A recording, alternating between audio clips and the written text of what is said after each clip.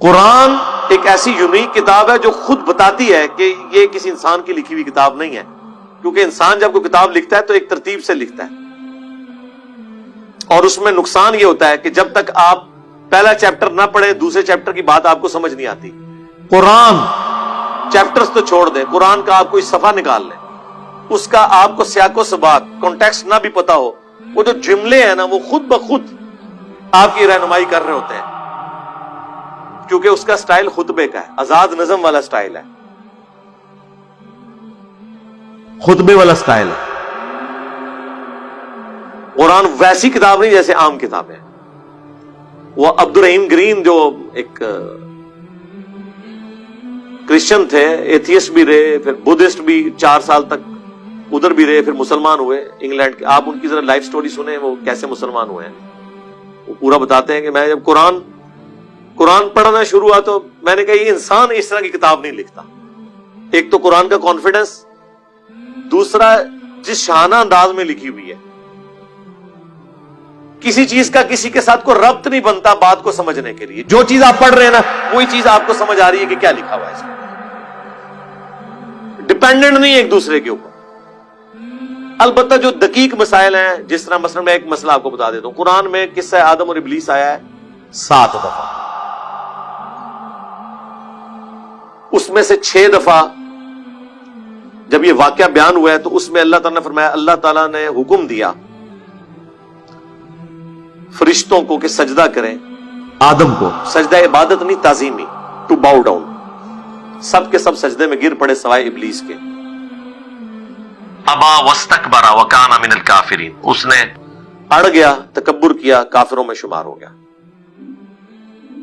جبکہ قرآن میں کئی جگہ یہ بات آئی ہے کہ فرشتے اللہ کے حکم کے خلاف نہیں چلتے۔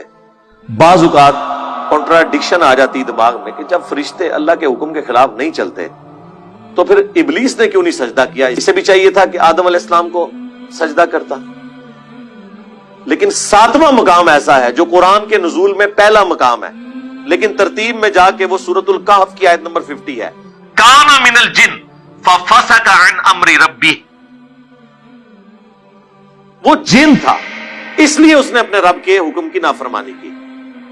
اب سورۃ الکہف کی آیت نمبر 50 اگر آپ نے نہ پڑھی ہو اور آپ سورۃ البقرہ جو شروع میں ہے اس میں قصہ آدم اور ابلیس پڑھیں، سورۃ الاعراف میں پڑھیں، سورہ بنی اسرائیل میں پڑھیں، سورہ طٰہٰ کے اندر پڑھیں، سورہ صاد کے اندر پڑھیں، تو آپ پریشان ہو جائیں گے کہ اور سورہ ہجر میں یہ 6 مقامات، اب حیران ہوں گے کہ یہ کیسے ہوا۔ جب وہ پڑھیں گے تو آپ اچھا اس وجہ سے۔ پھر اگلا سوال پیدا ہوگا، حکم تو ہوتا فرشتوں کو، اگر ابلیس جن تھا تو اسے تو حکم ہی نہیں تھا لاجیکلی، تو اسے کس بات کی سزا؟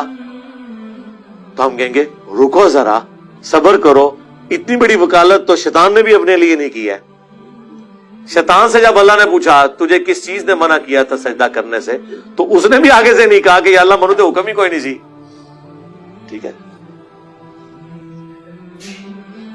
اس نے کہا کہ میں اس سے بہتر ہوں، تو نے مجھے آگ سے پیدا کیا، اسے مٹی سے۔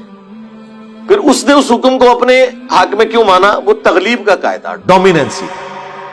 کلاس میں اگر 49 میل اسٹوڈنٹس ہوں اور 1 فیمیل، اور کلاس ریپرزینٹیٹو کے کہ بوائز سٹینڈ اپ، تو اس کا یہ مطلب نہیں ہوتا کہ اس گرل نے کھڑا نہیں ہونا۔ عموماً تغلیب کے قاعدے سے بولا جاتا ہے۔ قرآن میں بھی آپ کو ڈومیننٹ مردوں والے سیغے نظر آئیں گے، کہیں کہیں عورتوں والے بھی ہیں، لیکن جہاں مردوں کو خطاب ہے وہاں پہ عورتوں کو امپلائڈ ہے۔ اسے کہا جاتا ہے تغلیب کا قاعدہ، یہ ہر زبان کے اندر ہوتا ہے۔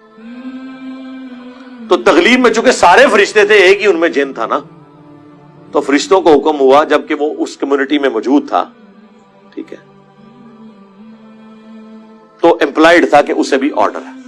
اب اس طرح کی جو چیزیں ہوتی ہیں اس کے لیے ڈاکٹر سرار صاحب یہ ٹرم یوز کرتے تھے، یہ مشکلات میں سے، یعنی مشکل چیزیں ہیں، یہ نہیں ہے کہ ناممکنات ہے، یہ مشکلات لفظ ہے جناب، ناممکنات نہیں ہے، ٹھیک ہے۔ تو اس اعتبار سے وہ استعمال کرتے تھے۔ تو دونوں باتیں اپنی جگہ